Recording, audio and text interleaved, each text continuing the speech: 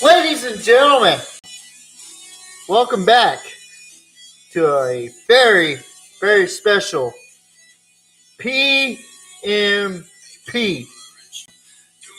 I am your host, TJ Riddell, and we are about to get in some business on Halloween, baby.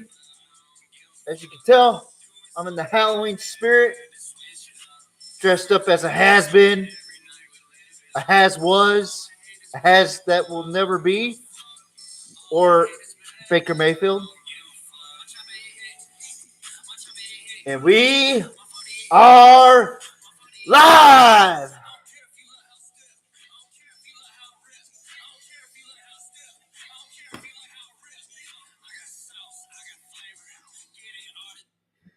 Shout out to SGF Kirk with the dope ass rhymes and the dope ass beat. Check out his Spotify. Check out his music, man. SGF Kirk. I am telling you, this guy is incredible. Just a creative mind. I've known him since high school. If people don't know, a lot of our friends that we went to school with do know about this guy. He is awesome. He's a good person. Be sure to follow him on YouTube. Follow him on Spotify. Follow him on anything social media platform or anything that has his music on there or anything that has to do with him. Just follow him.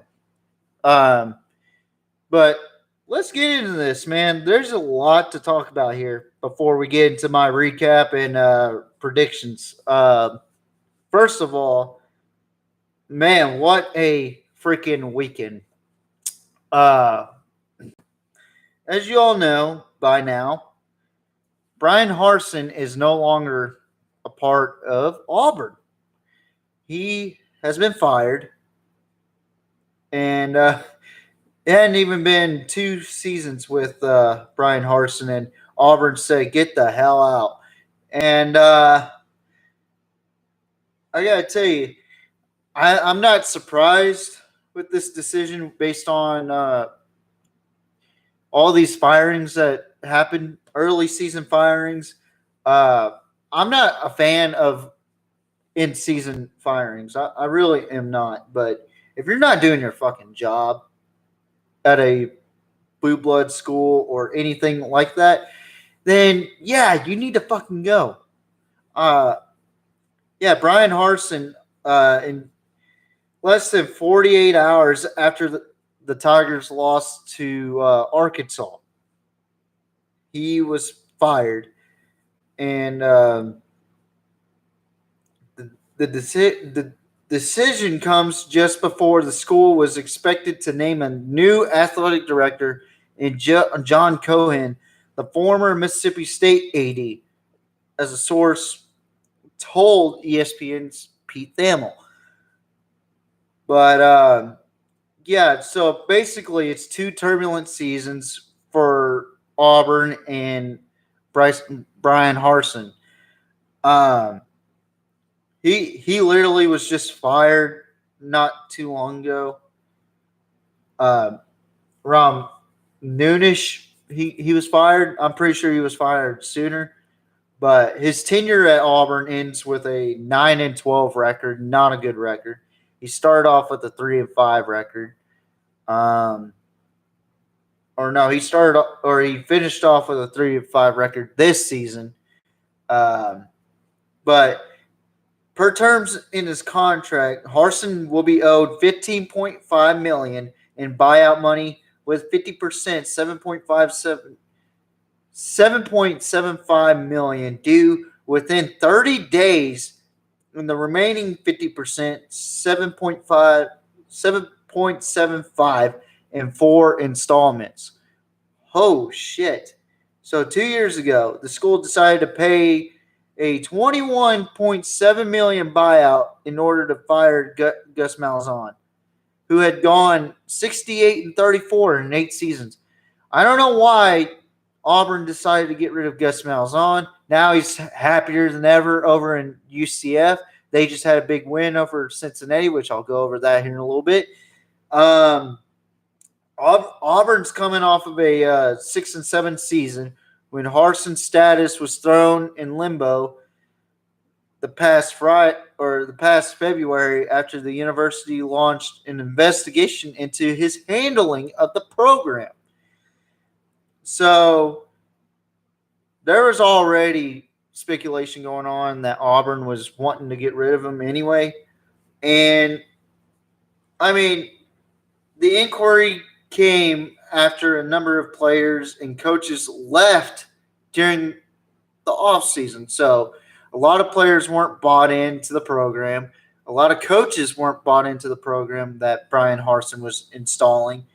It was just a fucking nightmare for Auburn and also Bryan Harsin. So, I mean, this guy, he was a head coach for Boise State for 7 years. I mean, 7 seasons as a Boise State head coach, and then you go to Auburn. I mean, it's basically the same scenario as Scott Frost in Nebraska, but the only difference is Scott Frost was more of a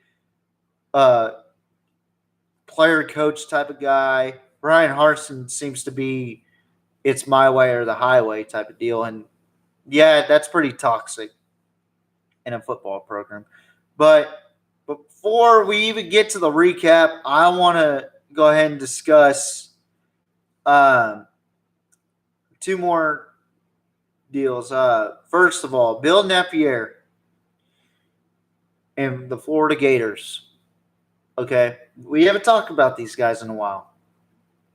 But they have dismissed Brenton Cox Jr. from the program after throwing a punch at Kenny McIntosh in the Florida-Georgia game. Now, I like this decision because it's a lack of discipline. Even if you're down by a lot or if you're struggling this season, there's no reason to start throwing punches. Don't act like a fool, okay? And Bill Napier, I actually like Bill Napier. He's a good coach, and they made the conscious decision to get rid of this guy, and rightfully so, in my opinion. And Napier said it was time to move on from Cox, and said it was a cumulative effort that led to Cox's dismissal. So not one incident. So basically, Cox appeared to punch Georgia running back Kenny McIntosh after McIntosh scored a touchdown in the fourth quarter of Saturday's loss to the Bulldogs. And redshirt junior Cox leads the team with 8 tackles for loss. In 8 games, he had 35 tackles, 2 sacks, and 9 quarterback hurries. So this is going to hurt Florida a bit on the defensive side. So, so this kid, he has had more than one instances where he has been pretty shitty on the field and off the field. So according to ESPN, so I'm just going to lay it out there. I have no input on anything but what happened on the field last Saturday. But this one has to be talked about. Everybody's talking about it. What happened after the Michigan and Michigan State game? Supposedly there was a brawl / beatdown from the Michigan State players to 1 to 2 Michigan players.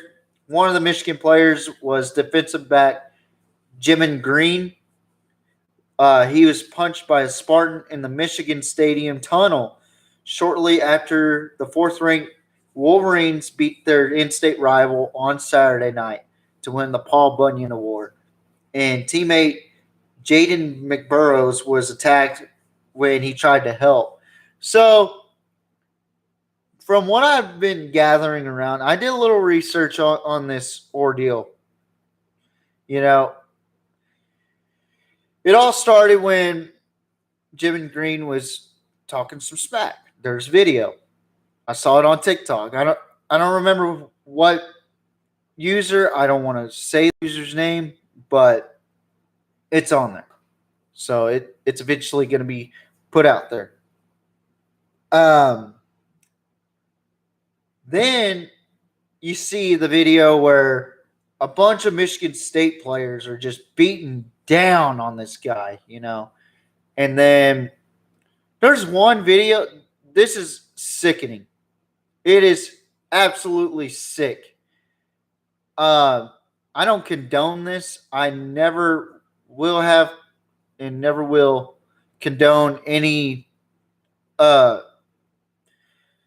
players attacking opposing teams.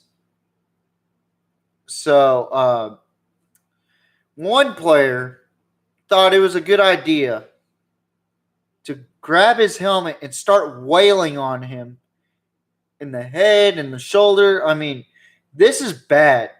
I get it. You lost. And the guy's talking shit to you. Supposedly, that's what happened, right? Let's just say he's talking shit, right?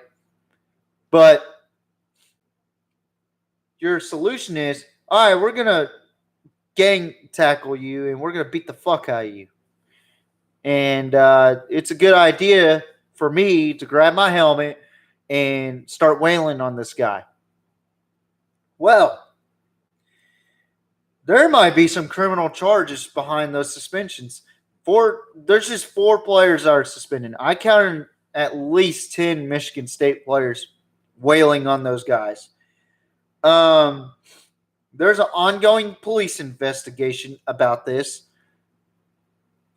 Jim Green's dad is hang on one second. Jim Green, his dad talked to somebody and they are going to, let me see if I can find it in my story on Instagram real quick. But it's bad. It is fucking bad over there up in Michigan. Ann Arbor and East Lansing. It could liably be both schools be sued. Why? Why do I say even Michigan could be sued? Well, here's the problem. When you have a fucking tunnel that just one fucking tunnel in the stadium, okay? In the big house, one fucking tunnel. And you have 2 opposing teams right across from each other. I get it. Tradition. That's fine. Whatever. But when violence and players getting hurt start happening, that becomes a big fucking issue. This hasn't been talked about. I don't mind the chitter chatter. I don't mind, fuck you, dude. We're going to beat your fucking ass on the field, That's part of football, I mean, right down the road in Ingleside, we used to do that shit all the time. We used to talk shit to other teams, But it wasn't to the degree where we were having basically backstage brawls in the fucking tunnel where we were exiting out or coming out, And for Mel Tucker and his team, I haven't heard anything about Mel Tucker addressing this issue. I haven't heard anything about Mel Tucker talk about this. This is a bad look for you, Mel Tucker, and this is a bad look for Michigan State because you got guys doing what they want to do, being undisciplined and disrespectful to the game. Jim Harbaugh, I'm sorry, John's the head coach for Baltimore, but Jim Harbaugh, I'm going to actually play this for you guys real quick, but he had this to say about the whole altercation. Fansville by Dr. Pepper. After Fansville, but he had some pretty choice words to say about this incident. I do agree with him on this whole ordeal that the criminal charges need to be brought up. And in about 6 seconds, I'm about to play it. So the one fans deserve. Right now we have an ongoing police investigation. What happened in the tunnel was egregious. Sickening to watch the videos, the ones that are on social media right now, and also the ABC tunnel cam that's in a higher elevation that shows much more of what took place. As I said, those are sickening to watch. There needs to be accountability. There needs to be a full, thorough, timely investigation. I can't imagine that these will not, that they won't. I can't imagine that this will not result in criminal charges. The videos are bad, and it's clear what transpired. It seems very, very open and shut. You know, as they say, watch the tape. I'm coming from a perspective of being a parent, and these young men are entrusted to me by their families and to our program, and we have the responsibility to each player to treat them like our own, and I take that responsibility very seriously. An apology will not get the job done in this instance. There should be serious consequences for the many individuals that are culpable. And on behalf of the 2022 Michigan football team, our players, our coaches, our staff, our university, this has been a very traumatic experience for everybody, especially for Jaden and Jamon, and we will support them. We'll support them and their families in every possible way. On a Fansville homecoming by Dr. Pepper. Surprise! Okay. CJ. So you just heard that. All right. He sounds disgusted. I don't fucking blame him for feeling that way. I really don't. And Mel Tucker came out also. I did see that Mel Tucker did come out. I'm actually going to put this on YouTube because I don't want commercials. But Mel Tucker is going to talk about he's suspending players. But let me see if I can find a shorter video.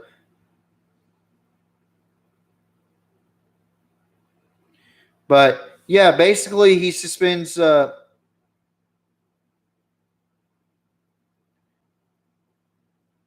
players that had that altercation, which it's unnecessary, it's unacceptable, and here's what he's got to say. All right, thank you. Thanks everyone for being here. Good afternoon. I wanted to quickly address the events from the weekend in Ann Arbor. I did write down a couple of thoughts, so I would like to share them with you as best I can.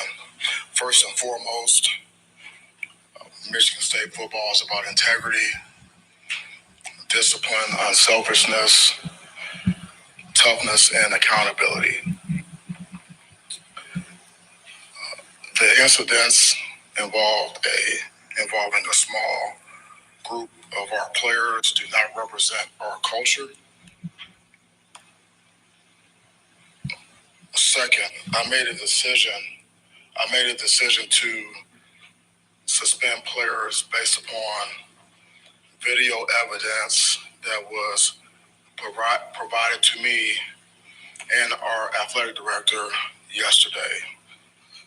The suspensions will allow the players to receive academic support and medical services, but they will not be able to attend any organized team activities, including meetings, practices, weight training, or games. Our entire team will be cooperating with law enforcement and the Big Ten Conference to further evaluate the events in Ann Arbor. These suspensions will remain in place until the investigations are completed. When we have a full report, I will address further actions if needed. We're not here to make any excuses for the behaviors Saturday. They are unacceptable. It's also very important to say we honor the traditions of the Big Ten Conference, including the Michigan State-Michigan rivalry game, and we have a responsibility to uphold the values of this great university. We are deeply sorry. We're deeply sorry to both universities, the conference, our fans, alumni, supporters, and of course, all of our student athletes, past and present. Out of respect for the integrity of the investigation, it would be irresponsible for me to comment further. We'll have more updates as we learn more. I'm happy to answer any questions about the game or the upcoming game at Illinois. So with that, I'll open it up. So you heard that. So pardon me as I fix my mic real quick on this live stream. So you pretty much heard that, right? So Mel Tucker basically said that those guys are not allowed to do anything from now because of the way they, for one, handled that situation. For two, the way they basically just made Michigan State look bad, you know? And honestly, that's probably the best thing for Mel Tucker right there. I know I just said that Mel Tucker didn't really say anything, but that's quite a bit what he just said. So well said there, Mel. But I gotta say, man, that is probably one of the most despicable and one of the most disgusting acts from any athlete that I have ever seen. Myles Garrett did the same thing to Mason Rudolph, but I mean, there's no reason to do that, but Mason Rudolph had it coming. I will say that. But to have your homeboys jump, or basically 4 idiots is basically what I'll call them. 4 idiots. To just start wailing this guy, and then you have another guy grab his helmet and start beating the fuck out of him. That's aggravated assault right there. And you're not fucking Myles Garrett. I'm sorry. You're not. I'm glad that these suspensions, I didn't really know what the suspensions are up until what Mel Tucker just said. But I'm glad these suspensions are put in place. But there's going to be criminal charges coming along with that. And one of them might result in jail time for aggravated assault. And they take that shit seriously, folks. Oh man. Man. So I just wanted to get that news out of the way because 3 big important stories happened before we talk about the recap and then the week 10 predictions. But I will say this before I close that out. I appreciate both coaches, Jim and Mel, for stepping up to the plate and doing what they need to do on their part. Mel Tucker suspended 4 players. Jim Harbaugh basically saying we need to have charges. We need to do something about it. And Mel Tucker apologizing to both universities, the conference, the families that the players that were involved into that shit. I mean, for God's sakes, folks, it's a pretty pathetic display when you got players acting like dumbasses, and it's sickening. You know, I don't know what else to say besides it's completely stupid and idiotic for those players to do that. So we're going to go ahead and jump along here. We're going to go ahead and talk about our recap of the top 25 last week. Now, week 10's predictions, I have the top 25 that I know that are going to stay in the top 25. I didn't put the AP poll top 25 in here this week because tomorrow I'm going to go live and talk about the college football polls. The first rankings is coming on tomorrow. And that is where the AP poll doesn't matter. And that's when the college football playoff polls start to matter because the college football playoff polls are starting tomorrow. And I just have the games that are the teams that I know that are going to be ranked in the top 25 going forward. But let's talk about week 9. Week 9. So my record speaks for itself. I got 4 losses. One of them I did not expect to happen, or actually 2 or 3 of them I did not expect to happen. But let's talk about the Thursday night game, shall we? So we got Virginia Tech squaring off against a NC State team that is without Devin Leary. Now, this is a pretty interesting game right here because the Hokies, they have really struggled this season. They lost to Old Dominion. Something's not right with this program over in Blacksburg.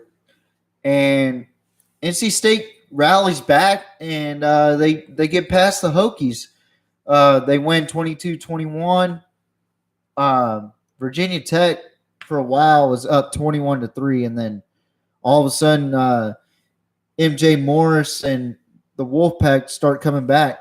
MJ Morris with 3 touchdown passes, 20 for 29, 265 passing yards. And Grant Wells, 11 for 22, 243 passing yards, 1 touchdown. But, man, that was a close one for NC State. They would have been out of the top 25, in my honest opinion, if they lost that game to Virginia Tech. But good way to win against a team that is desperate. And NC State, well done. Next game is a game that I thought was going to be a close game. I honestly thought it was going to be a close game, and I thought Utah was going to put points on the board, and I thought Wazoo was going to put points on the board with them. But it turned out to be a low-scoring affair, and Utah comes away with the win. And the Utes are now 6-2. They win 21-17 against the Cougs, and it was kind of a back and forth type of game, and the Utes scored 21 unanswered points against Washington State, and then the fourth quarter, Washington State finally was able to score points, but at the end of the day, it just came down to who had the ball last, and Utah had the ball last. But Cameron Rising was knocked out of the game in this game, so Bryson Barnes steps in for Cameron Rising, and 17 for 27, 175 passing yards and 1 touchdown. And then Ward, 27 for 31, 222 passing yards, 1 touchdown. And 12 carries, 28 rushing yards, 1 touchdown. I thought the Cougs played really hard, especially in the fourth quarter, but it just wasn't enough for them. So hats off to the Utes for being able to control the game and being able to play really good defense up until the fourth quarter. And yeah, I'm really excited about watching the Utes and the Ducks play because they both are red hot right now. Next game going into Saturday was a game that I thought the ranked team was going to lose, and I was correct.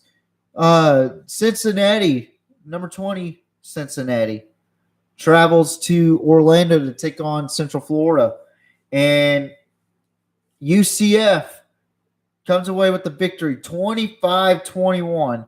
And this was a fantastic game to watch, especially in the second half. I mean, UCF's starting quarterback, Plumlee, was out, and UCF had to rally back with Keene. And Keene had 15 for 21, 176 passing yards, but Harvey stepped it up in this game. 18 carries, 84 yards, 2 touchdowns, while Bryant had 25 for 45, 298 passing yards, 1 touchdown. And Tucker had 10 receptions, 110 receiving yards. But UCF's defense really came through when it mattered and got the safety in the third quarter. And RJ Harvey with the touchdown run late in the fourth quarter to seal the game. 25-21. UCF wins. Hashtag charge on. Go Gus Malzahn. I love that coach, man. Next game was a game that I thought Ohio State would be able to control the game and beat them pretty convincingly. The score isn't what it indicated. It was a very good football game at the most part until late in the fourth quarter where things were just not going the way it was supposed to go for Penn State. At one point, it was 44-24. Katron Allen ended up getting a 5-yard reception from Sean Clifford. For Penn State, their problem is they can't compete with Michigan or Ohio State right now. And Sean Clifford had 3 touchdowns, but he had 3 interceptions. 32 for 47, 375 passing yards. So he did outthrow CJ Stroud, who had 26 for 33, who was more accurate than Sean Clifford. 354 passing yards, 1 touchdown. Trevion Henderson, 16 carries, 78 yards, 2 touchdowns. He had a pretty decent game. Katron Allen. Hang on one sec. Right back.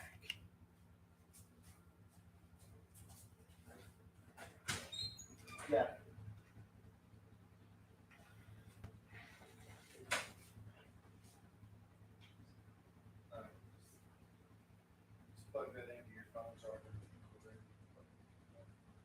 All right.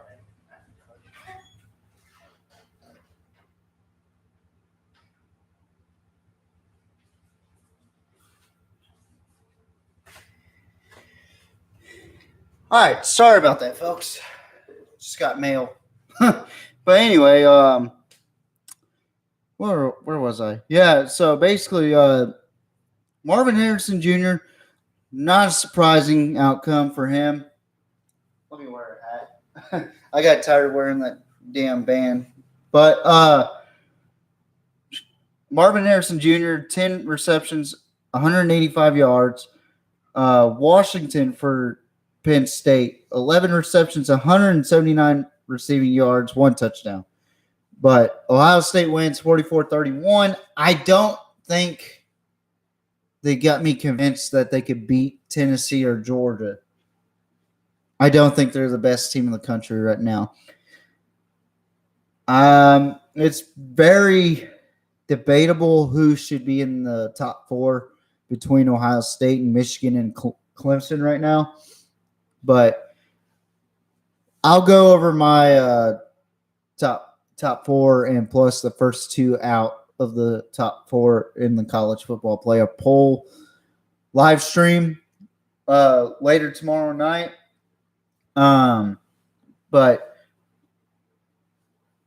great win for Ohio State in that game. Next game is another team that is looking to get into the playoffs. Undefeated TCU Horned Frogs travel to Morgantown to take on the 3-4 West Virginia Mountaineers. Now 3-5 after losing to TCU 41-31.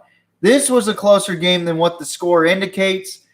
TCU ended up sealing the deal with Savion Williams getting a 29-yard reception from Max Duggan to get the final score 41-31. And, man, this was a shootout between Duggan and Daniels. And Daniels had 23 for 39, 275 passing yards, 2 touchdowns, 1 interception. Man, that kid's ugly. While Max Duggan, 16 for 28, 341 passing yards, 3 touchdowns, and 1 interception. And Keandre Miller, a name that I've been talking about on this podcast, 12 carries, 120 rushing yards, 1 touchdown. CJ Donaldson, hats off to this kid because he took a wallop in Austin and now he's back on track. Freshman out of West Virginia, 19 carries, 104 rushing yards, 2 touchdowns. And Tay Barber, 4 receptions, 99 yards, 1 touchdown. James, 6 receptions, 95 yards. And the Horned Frogs, they look to stay unbeaten as they take on a Texas Tech team that really just got spanked by Baylor. But we'll talk about that game here in a little while. Next game. This game was one of my ones that I got wrong and didn't expect this score. The Fighting Irish are looking good right now. 41-24 against the Syracuse Orange. That dropped Syracuse 6-2 now, and they are on a 2-game losing streak. Schrader's out in this game, or Schrader looked off in this game anyway, but he gets out and Pine comes in, or Del Rio Wilson had to come in for Schrader. Hopefully he's okay. But, man, did Notre Dame's defense come to play.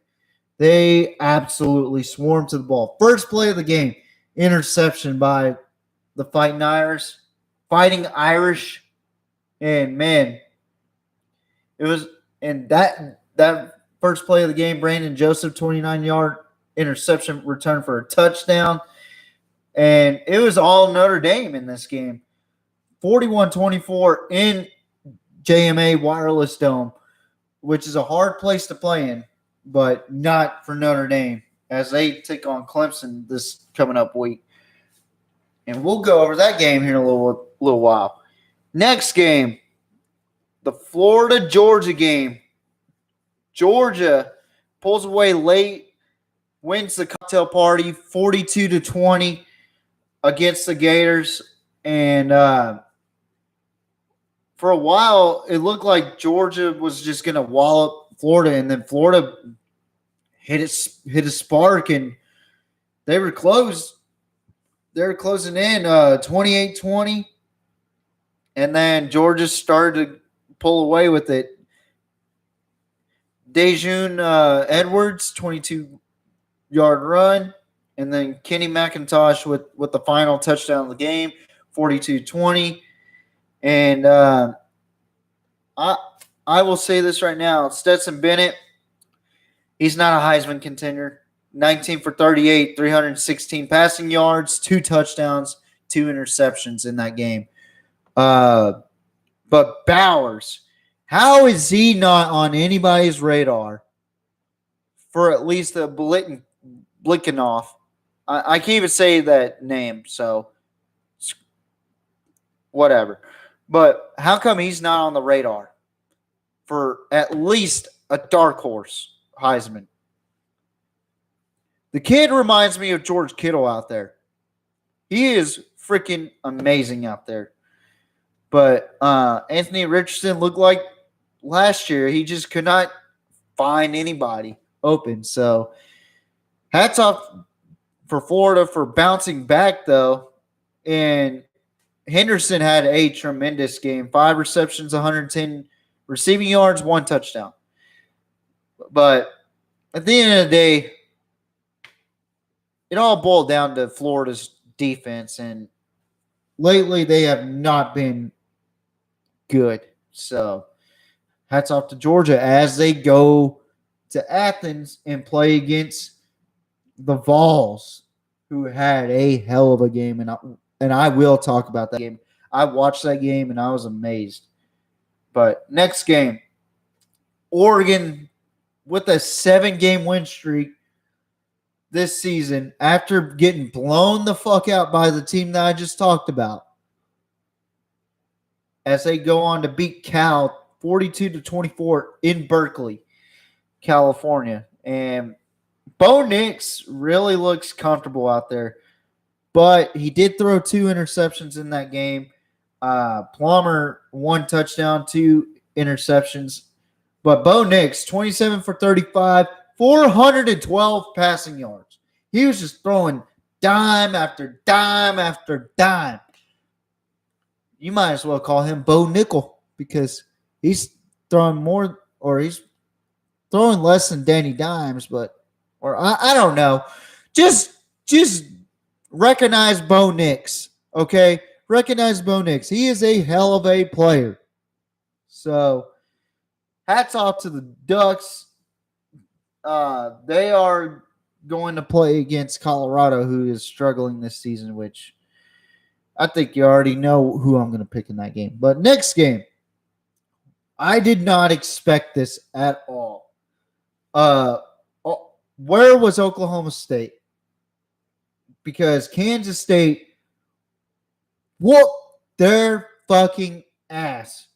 Will Howard threw 296 yards and 4 touchdowns against a week ago. The Oklahoma State Pokes actually played somewhat decent defense.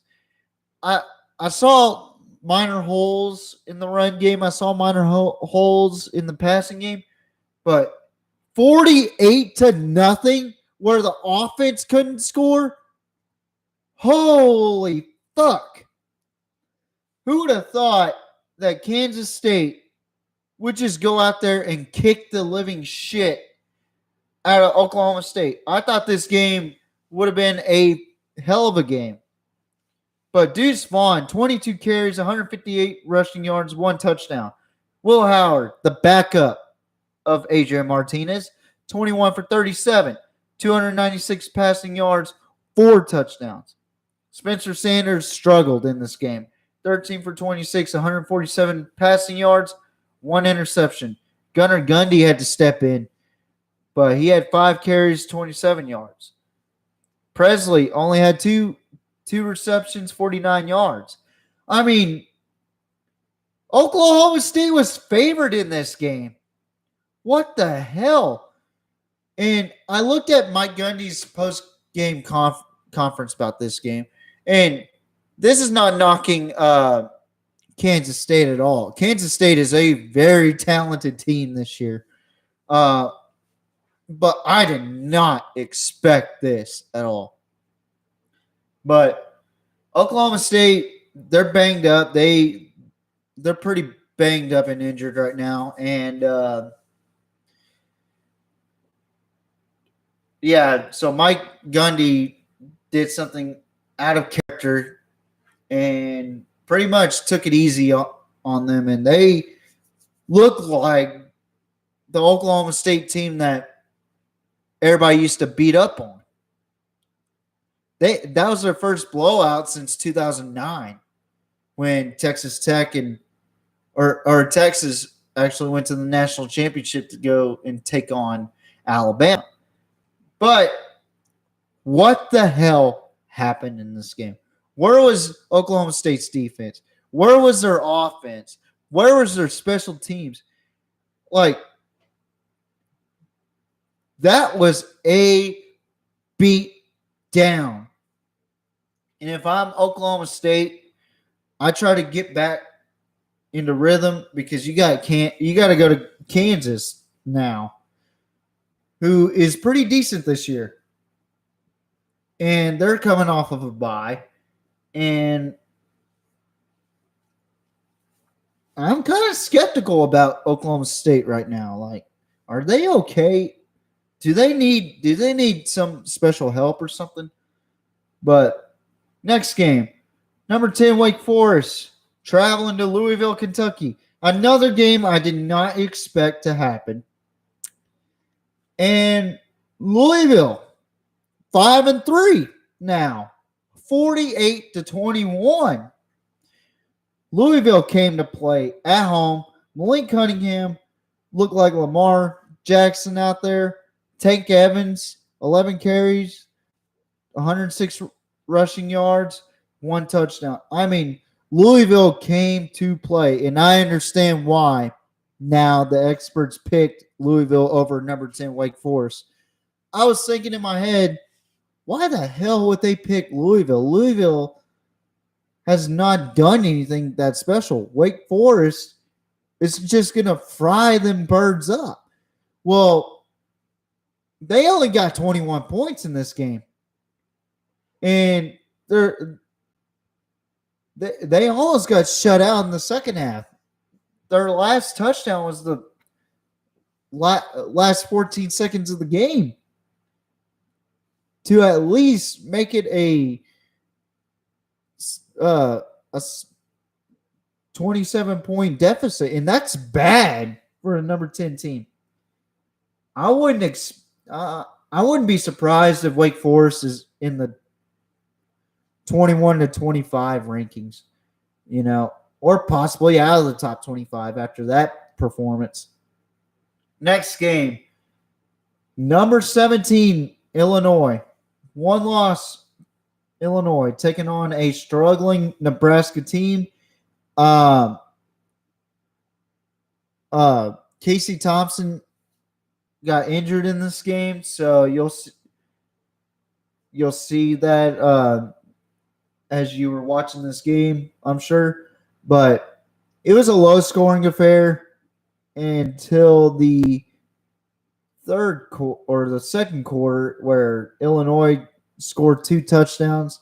Chase Brown for a 1-yard run, and then Tommy DeVito throws it to Chase Brown for 12 yards for a touchdown. And then after that, it was just straight field goals. I mean, it was a low-scoring affair, but I got to say, Illinois looks impressive, and they could be beating Michigan or Ohio State in the Big Ten championship, and I cannot wait for that. I'm actually really surprised how good Illinois is. They should have won that game against Indiana, but that's just me. Next game, another game I got wrong. What's going on, TJ? You're predicting like Oklahoma State's playing against Kansas State. Well, let me tell you something. I gave the benefit of the doubt of the Gamecocks. I thought this game was going to be good. Evidently, I was wrong on both sides. Missouri beats South Carolina 23-10. A lot of people say, that's just an NFL score. It's not a bad score. Well, let's take a look at Spencer Sanders' stats real quick. 20 for 30, pretty accurate. 171 passing yards. Okay, decent, not real good numbers. 1 interception and no touchdowns. I mean, he's got to clean up his turnovers, man. That's my problem with Spencer Rattler. Not Spencer Sanders, Spencer Rattler. Ever since he went into Oklahoma, I already knew he was overrated. His attitude towards the game says it all. He's overrated as hell. But I do gotta say, I love South Carolina's defense, but in this game, Missouri, they almost beat Georgia. I said that in the last podcast that we had for college football. I said that Missouri did compete with Georgia, so don't be surprised if Missouri comes in and smacks South Carolina in the mouth. It will be how will South Carolina react. Well, Missouri did smack them in the mouth. 17-0 smacked them in the mouth. And then Spencer Rattler scores a 7-yard run.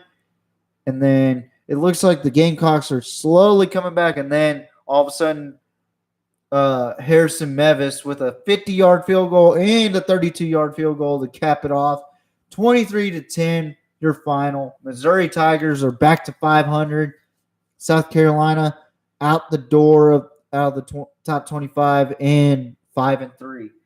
Next game we're going to talk about is the wonders of Tennessee Volunteer football. 44-6. The Tennessee Volunteers take down the Kentucky Wildcats. Most likely out of the top 25 now. I mean, this game, it started off really well. Jalen Hyatt with a 55-yard reception from Hendon Hooker, and then Chris Rodriguez with a 3-yard touchdown, a returning Chris Rodriguez. And then it was all Tennessee after that.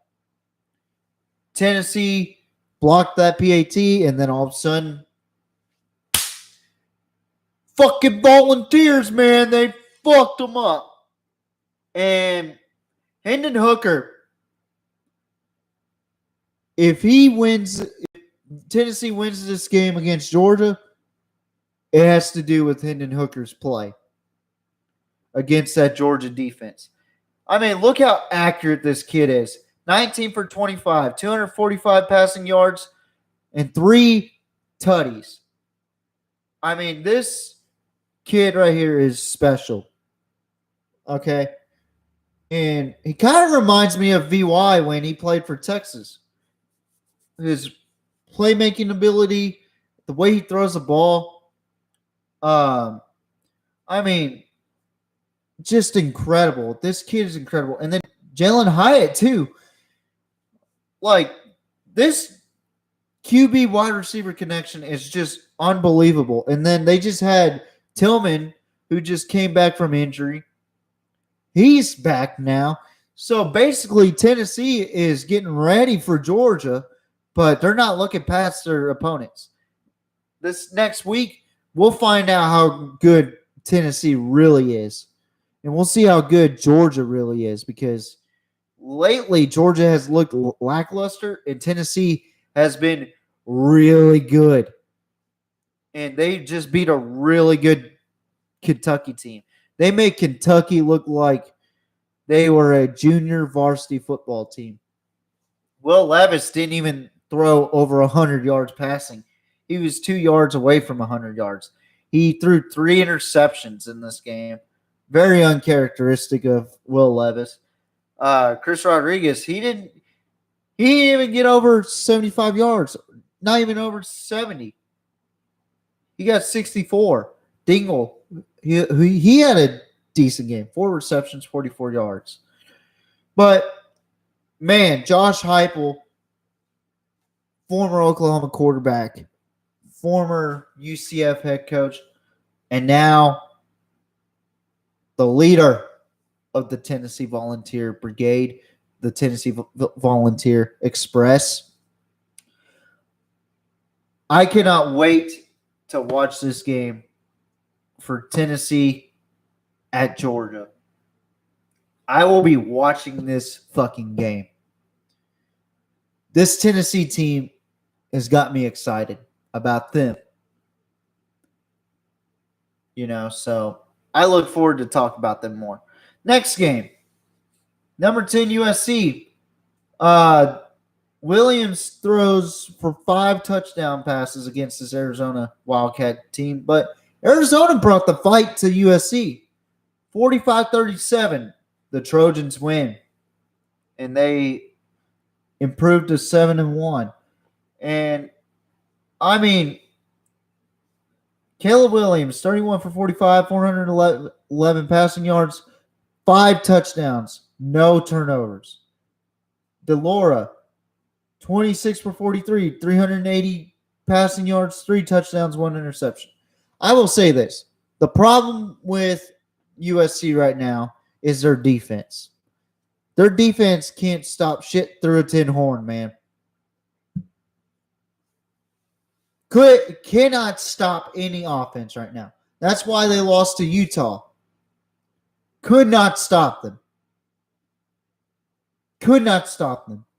Singer, 7 receptions, 141 receiving yards, 3 touchdowns for the Wildcat. I mean, if it wasn't for Lincoln Riley's genius in the offensive game, I think USC would be 3-6 right now. Or 3-5, I mean. 3-5. But hats off to Caleb Williams, though. Just playing really smart football right now. Next game, we talked about what happened with the scuffle. What happened in the backstage after the game. 29-7, number 4 Michigan beats Michigan State. It was close up until the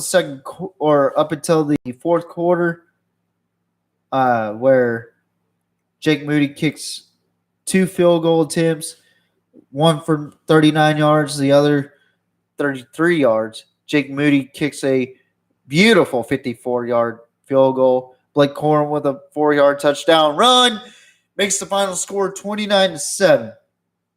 J.J. McCarthy, 15 for 25, 167 yards, 1 touchdown. Thorne, 17 for 30, 215 passing yards, 1 touchdown, 1 interception. Blake mother effing Corum, 33 carries, 177 rushing yards, 1 touchdown. Shoemaker, 5 receptions, 70 yards. Coleman for the Spartans, 5 receptions, 155 yards, 1 touchdown. He had a tremendous game. But next game, we're going to talk about in our final 3 games of Week 9. I'm going to try and make this short and sweet. Ole Miss travels to College Station to take on the Texas A&M Aggies. Dart Judkins lead Ole Miss after being down 14-7 past Texas A&M. Texas A&M falls 3-5. I think Texas A&M found their quarterback. Wingman played a fucking good game. 28 for 44, 338 passing yards, 4 touchdowns. That is the type of offense I was expecting from Texas A&M with Haynes King. But that did not happen. And the play calling has been consistently shit for Texas A&M. But with Wingman coming in, things might turn around for A&M. This is a good game for A&M. If I'm A&M, I chalk this up as a win. Y'all competed against Ole Miss. y'all competed against a ranked team that was in the top 10, a team that was undefeated last week up until they played against LSU, which is a team that you got to get prepared for late in the season. Jackson Dart, 13 for 20, 140 passing yards, 3 touchdowns. Quentin Judkins, 34 carries. This is where the rushing defense has to get better.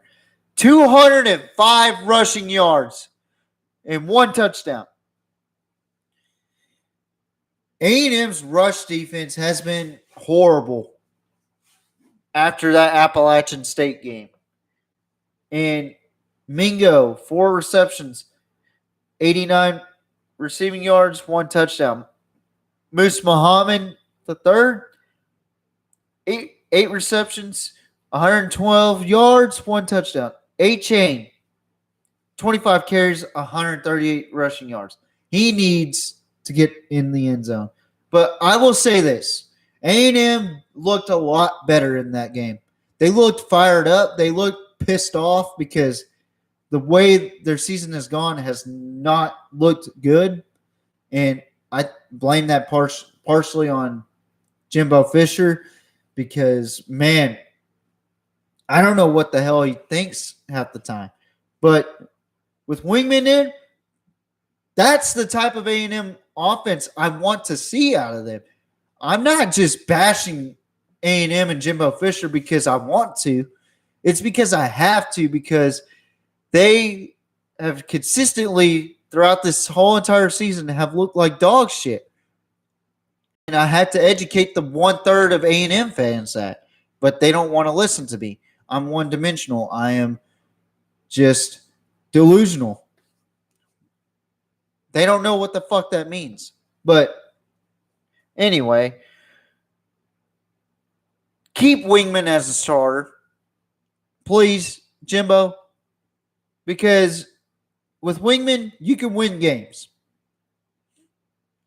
Now you just got to tighten down on the rushing defense, and then you got the A&M team that we have all wanted to see.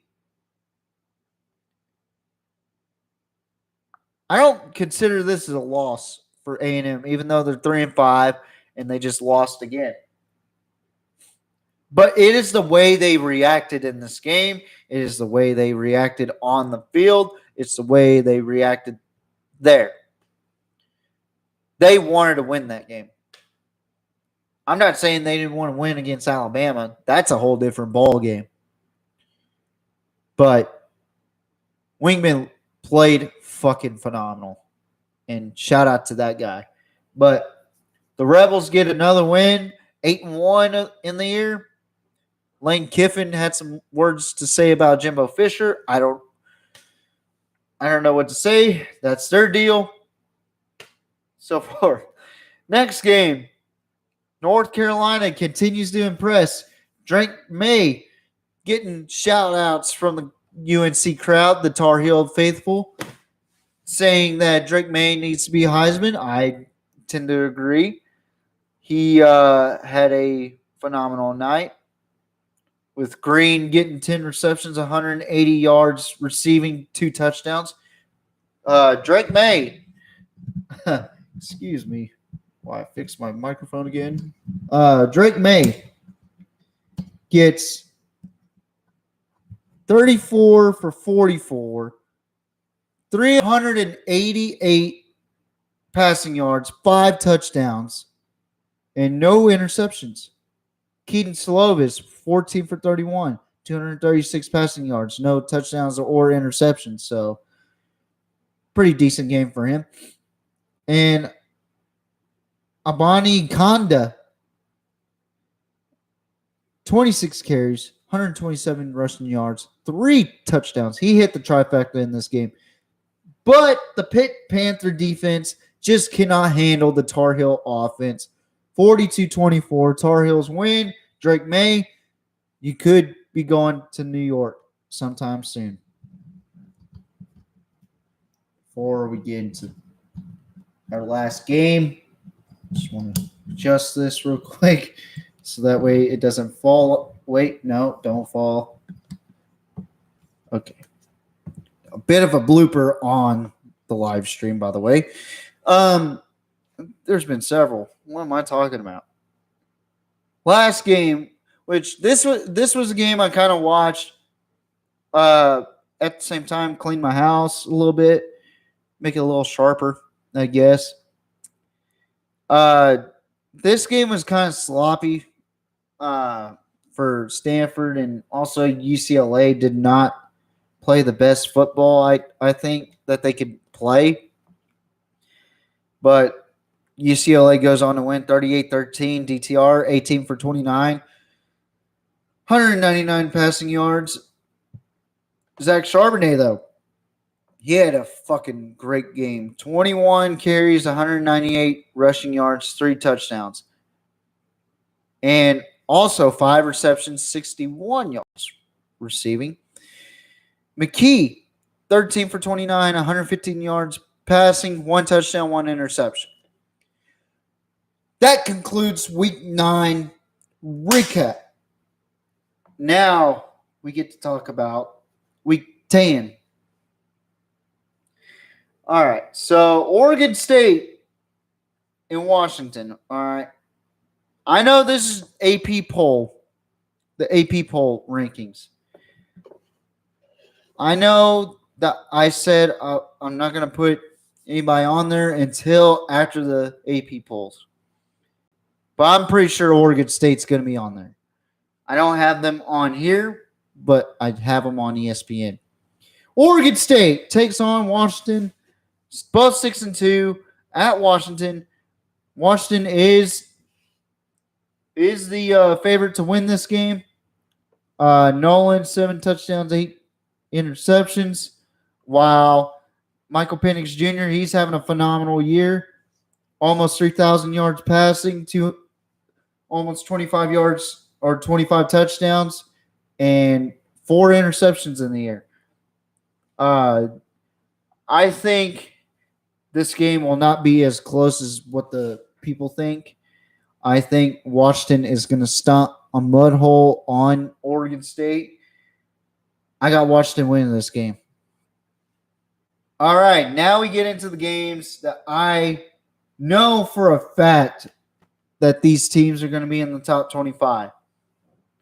Solely based on their wins and also the teams that were in the top 10 at the time. So, here we go. Texas, who's coming off of a bye week, coming off of a loss against the team that this team blew out. Kansas State will host the University of Texas will be played in Manhattan at Bill Snyder Stadium, where the Wildcats look to dominate another game. But the experts have Texas as the favorites. Quinn Ewers, coming off of a slumpy last 2 games, will he be able to bounce back? Kansas State, will they have Adrian Martinez back on the field, or will they have Will Howard stepping into the game? Deuce Vaughn, Bijan Robinson. This is an excellent running back matchup. Bijan Robinson, almost to the 1,000-yard mark. Arguably a Heisman front runner as well. Xavier Worthy, Knowles, excellent wide receiver matchup. I think this game's going to be a good football game. I really do think so. Kansas State, Coach Klein, phenomenal team. They have really done a good job this season. As much as I think, I will say Texas is my pick to win this game. I think this is going to be a 50-50 type of game. I think Texas is going to come back with a lot of vengeance, and the seniors are pissed off.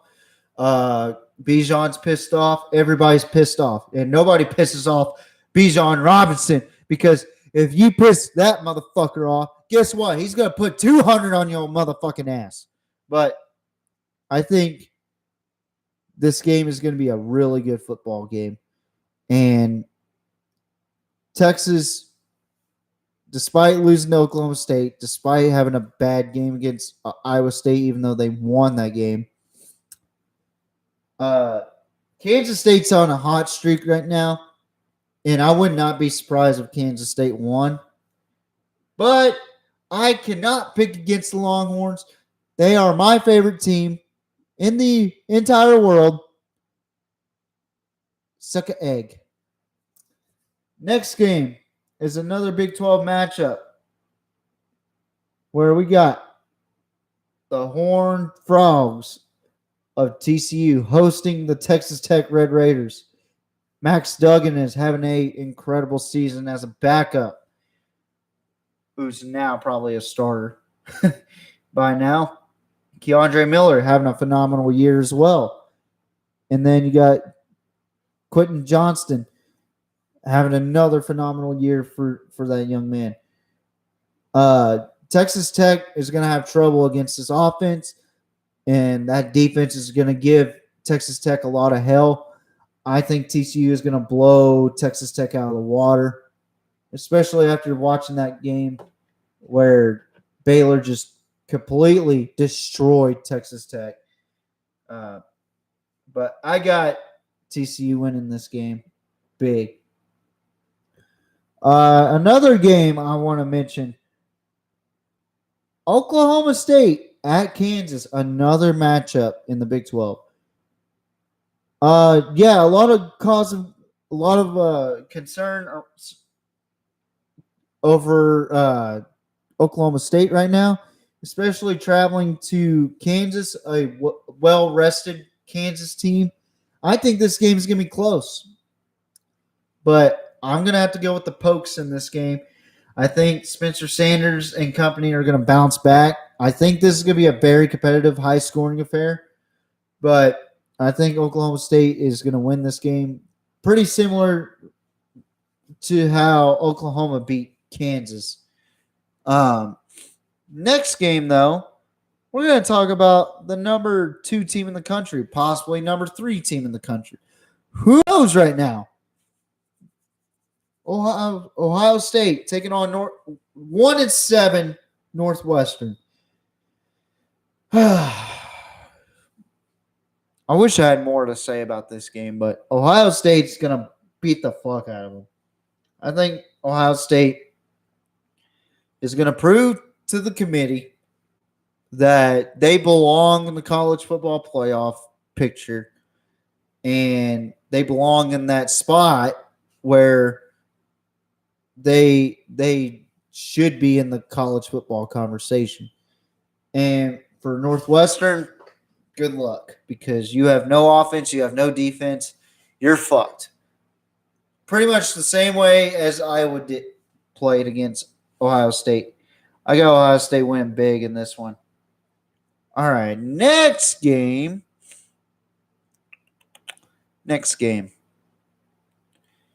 We got North Carolina. Come on, raise up. Take your shirt off. Twist it around your head. Spin it like a helicopter. North Carolina. 7-1. Drake May. Possible Heisman candidate. Squaring off against Bryce Armstrong in the Virginia Cavaliers. This is going to be a tricky trap game for North Carolina, but I think North Carolina is going to win this game. Solely based on Drake May. He's a dual threat. He's dangerous. He can throw. He can run. He's very smart with the football. Tar Heels are winning this game. Next game we got on that. We got a rivalry game here. Number 19, Tulane. 7-1, Tulane. Green Wave.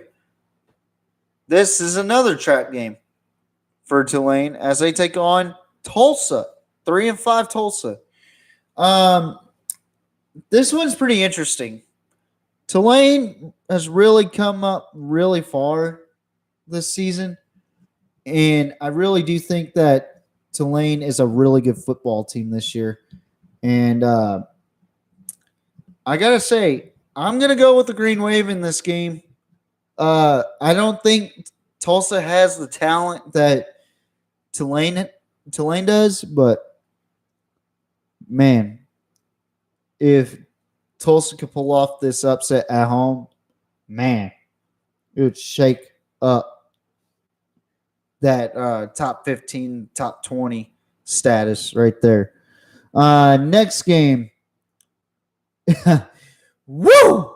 This game has got me hyped up for this week. We got on tap the PMP and pretty much everybody's game of the week. Number 2 or number 3, Tennessee Volunteers. The Cinderella story of a lifetime. They get to travel in the great land of Georgia, the Peach State in Athens, Georgia, to take on the Bulldogs. I got to say, the experts have Georgia as the favorites in this game. This game is going to be a fun one to watch. The best offense in the country versus the best defense in the country.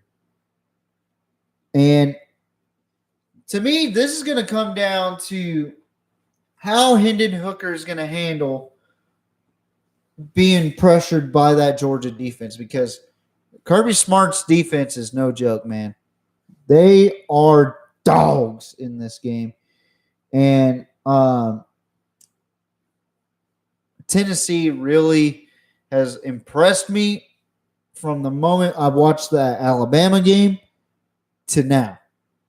I am very convinced that Tennessee might be the team to beat this year. I'm going to go against the experts in this game. I am riding with the Volunteers in this game. If they lose by 3 points, I'm okay with that. That just tells me that Tennessee is for real. Okay? But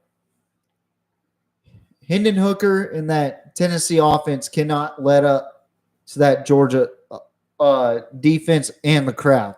That Georgia crowd is insane, almost as insane as that Tennessee Volunteer crowd. But this has huge implications. Not only college football playoff, but SEC East implications to face either Alabama or LSU, which that'll be another game we'll be talking about too. But I got the Volunteers winning this game. Call me crazy, but Hendon Hooker is going to have his highest Heisman moment in this game. Win or lose, he will have his Heisman moment. And I mean, he's going to light it up against this Georgia defense. This Georgia defense has not faced an offense like Josh Heupel's offense this season. This is going to be one hell of a game. It is going to be a hell of a game. I think this might be the game of the year. It's got that feeling. But next game, Oregon against Colorado. I got the Ducks. Colorado is a shitstorm of a program right now. They fired their head coach earlier this season. Oregon is riding on a 7-game win streak. I got Oregon winning in Boulder. Next game, we got Michigan State, who's 3-5 after losing to Michigan, squaring off against number 14, 7-1 Illinois. Now, this game's going to be competitive, I think. I think that Michigan State defense is a lot tougher than Nebraska. But I'm still going to go with the Fighting Illini in this game. I think the Fighting Illini are going to show that they're better than what they're worth. I got Illinois winning this game. Next game, you got number 16, Penn State Nittany Lions, who just lost to Ohio State 44-31. They're taking on the Indiana Hoosiers at Indiana. The last time Penn State played against Indiana, there was a controversial call that I did not like. I thought it was bullshit, and Penn State should have won that game, and that pretty much was the story of that season. Penn State getting screwed by Indiana. Well, now I got Penn State winning this game because Indiana is not good at all this season, despite their 3 wins. But I got Penn State winning big in this game. Next game, we're gonna go with a game that I have on this sheet. And we're going to go with a backup game of the week. Number 6, Alabama travels to Death Valley in Baton Rouge to take on the number 15 LSU Tigers. Now, this team has really turned it around since that Florida State loss.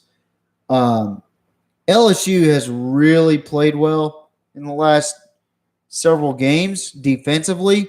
Offensively, Jaden Daniels has been really good. He's only thrown 1 pick. But all purpose, he's got over 2,400 yards total. Neighbors, he's a really good wide receiver to have. And plus, you got that other receiver. I can't think of his name right now for some reason, but Bryce Young in that offense is deadly. I think Alabama's defense has really tightened down since that Tennessee loss. I'm going with the Crimson Tide and Death Valley. It'll be a close game, but I'm going to say a 10-point spread in this game. Next game we got on tap.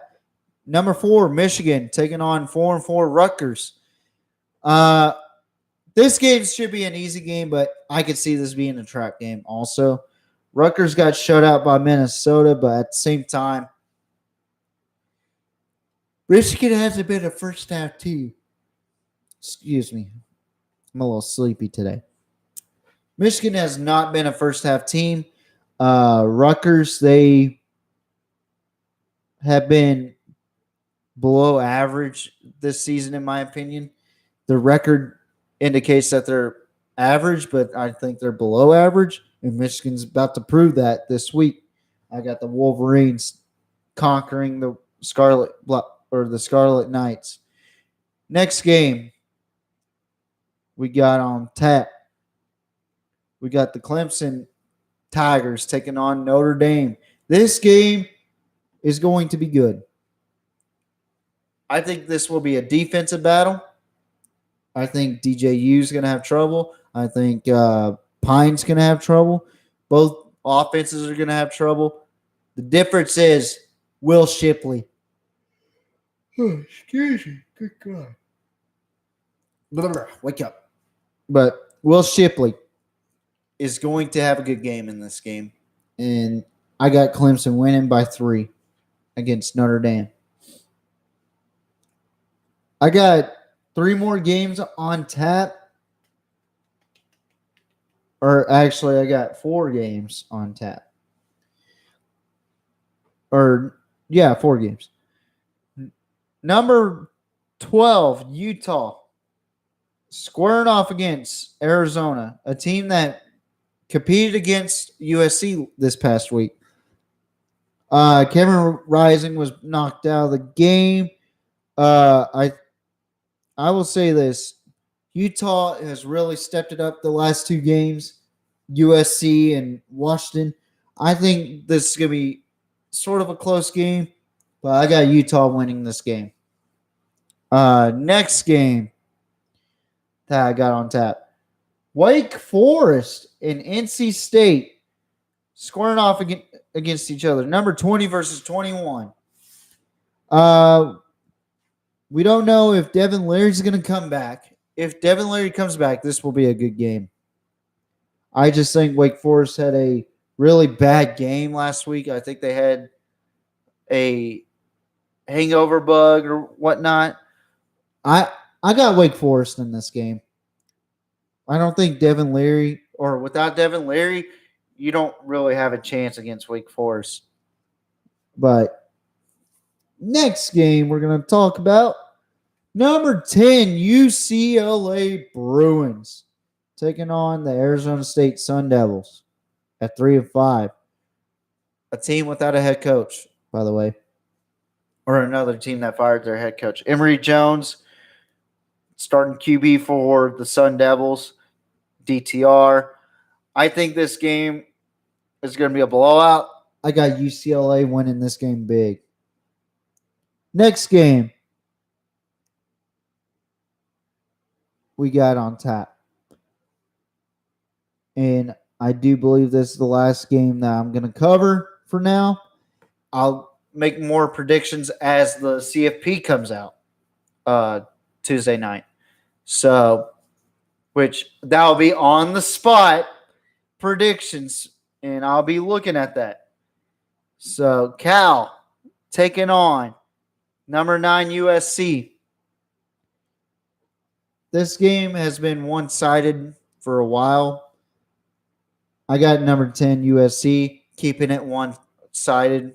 And Caleb Williams and Jordan Addison and Travis Dye and everybody on that USC offense is just going to torch Cal. The question is, can that defense stop an offense? And I do think USC's defense will be able to stop Cal's offense in this game. But yeah, Cal will go to 3-6, and I got USC going to 8-1. And that concludes the pod. Thank you, everybody, for watching tonight. My final thoughts is this, man. I mean, just a lot of bullshit that happened between the Michigan and Michigan State brawl. That needs to be cleared away. Charges need to happen. I do believe so. But Mel Tucker and Jim Harbaugh, hats off to them guys. Shout out to those guys. They absolutely did what they were supposed to do. And Mel Tucker suspended 4 guys and pretty much just saying we don't do that shit here in Michigan State. And yeah, so thank you everybody for watching. And we are the greatest podcast on YouTube. Good grief. We are the PMP. Thank you for watching. Good night. Goodbye. Bang. Good night, everybody. Hey, pipe up, Hood Rich. Doing something different, and I had to switch it up. Turned up in my section, every night we live it up. All my haters mad, but I don't give a fuck. All my haters mad, but I don't give a fuck. Doing something different, and I had to switch it up. Turned up in my section, every night we live it up. All my haters mad, but I don't give a fuck. All my haters mad, but I don't give a fuck. My chopper hit, my chopper hit, my 40 hit, my 40 hit. I don't care if you let how step, I don't care if you let how rip, I don't care if you let how step, I don't care if you let how rip. I got sauce, I got flavor, getting all this paper. I got sauce, I got flavor, getting all this paper. Plain Jane Paddock on my motherfucking wrist. They notice every time when I walk up in this bitch. Hustle, walk up in this bitch, keep my clock up in this bitch. Hustle, walk up in this bitch, keep my clock up in this bitch. My chopper hit, my chopper hit, my 40 hit, my 40 hit. I don't care if you let how step, I don't care if you let how rip, I don't care if you let how step, I don't care if you let how rip. Doing something different, and I had to switch it up. Turns up in my section, every night we live it up. All my haters mad, but I don't give a fuck. All my haters mad, but I don't give a fuck. Doing something different, and I had to switch it up. Turns up in my section, every night we live it up. All my haters mad, but I don't give a fuck. All my haters mad, but I don't give a fuck. This shit is exciting. Do it with our right team. My style ain't biting. I'm striking like lightning. I'm begging these bitches. I'm talking my shit. I'm begging these bitches. I'm talking my shit. I'm about to get on your ass. I'ma just count me some cash. I'm about to get on your ass. I'ma just count me some cash. Doing something different, and I had to switch it up. Turns up in my section, every night we live it up. All my haters mad, but I